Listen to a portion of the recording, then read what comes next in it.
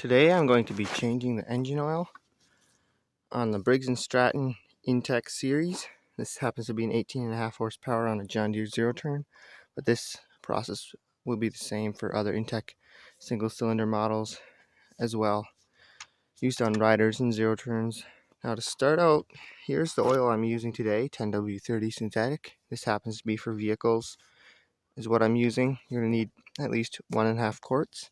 If you have small engine oil you want to use, that's fine, even better. Has added zinc, which these small engines like. Here's two filter options. This one's supposed to be a premium option. You can use this if you want. And this is the standard. This is black and this one's yellow. So let's get into it. Alright, so the first thing you want to do is clean out this area so there's no buildup, so it's easy to get to the filter and drain plug. Next, you're going to want to start the engine and idle it for a few minutes just to warm up the oil.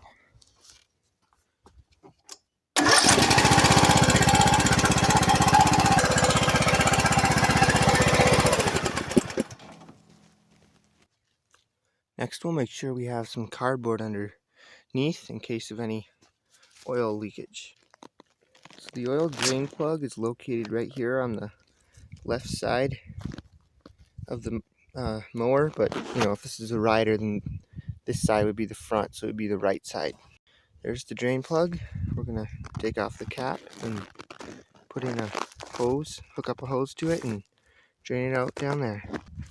Alright, now before I drain the oil, I'm going to remove the ignition key just for extra safety, make sure it doesn't start. And then I'm also going to remove the spark plug boot right here. And be careful because this stuff is going to be warm. Just like that. Alright, now to drain, you just pull outward and wiggle on that valve there. But don't just jerk it, otherwise the whole thing might come off. So be careful while you pull that out. So twist it counterclockwise. Carefully pull out. Now we'll crack the dipstick just to let it drain a little better. Alright, now that the oil's done draining, you'll take the hose off, push it in, turn it clockwise, and put the cover back on. I ended up replacing that, and I know it's a bad drain, but the owner of this machine doesn't want to put much money into this thing, so that's the cheapest option. Alright, and there's the oil filter. All we're going to do is put down a pad here to soak up some of the oil, unscrew it, clean off the base, put some oil coated on the new filter and install it.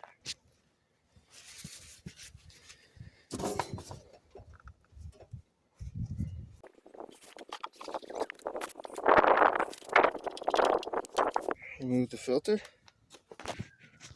Alright, now with a clean surface down there and an oiled gasket and it's seated, it's not coming out at all, let's thread the new oil filter on. And just when the gasket's starting to seat, we're going to turn it hand tight, which is about 3/4 of a turn. Okay, now with that done, let's fill it up with oil. Remove the dipstick. We'll start pouring.